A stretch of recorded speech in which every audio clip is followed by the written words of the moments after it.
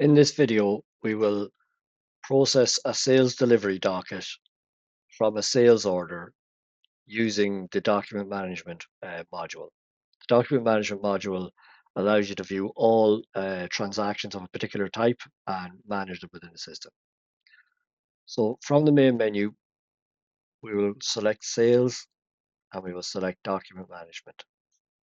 On this screen, you can enter a number of criteria. So at the top, you can enter in an account code range. Over at the side here, you can enter in a document status. And then there's a couple of date ranges here as well.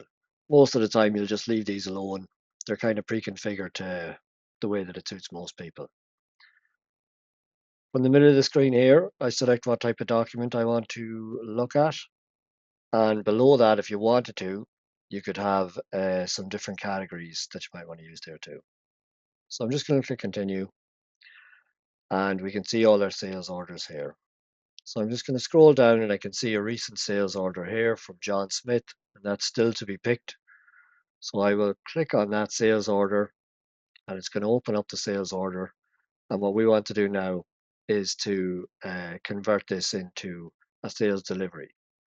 So the normal process that would happen is the sales order will be raised, a pick list will be printed, somebody will go and pick the items to make sure you can send it all out in the delivery, and then the order needs to be converted into either a sales delivery or a sales invoice, depending on what the workflow is of your particular business.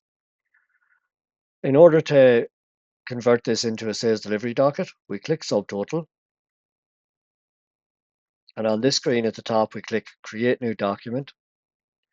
And we can select whether we want a delivery or an invoice. We're going to do a delivery here. And we've got two options. If I click the create delivery button, that's going to assume that everything in the order is going out on delivery. So instead of having to tick off each line or part allocate quantities, um, this is a shortcut. Just if the whole order is going out, you can just click create delivery and that's job done. I'm going to go through the part matching option because it will explain in a little more detail something a little more complicated. I don't think we need to show anybody what happens when you just create the delivery and that's it done. So we click on part match, and on this screen here, we can see the stock items on our sales order and we can see the quantities. So let's say of the first stock item here, our awesome yellow hat, we imagine we had all of that in stock, but on the second line, we only had 3 pairs of awesome soft shoes. Now, by default, those awesome soft shoes will remain on back order. But if you don't want to keep them on back order, over here to the right hand side, I can tick the complete box, and that will just tell the system that I'm delivering out 3 of them, and the other one I'm done with. I don't want to do anything more with that. So once you've ticked all your selection here from this screen, at the bottom, you click save, and that's going to convert it into a delivery docket. And you're brought to the print screen of your delivery docket.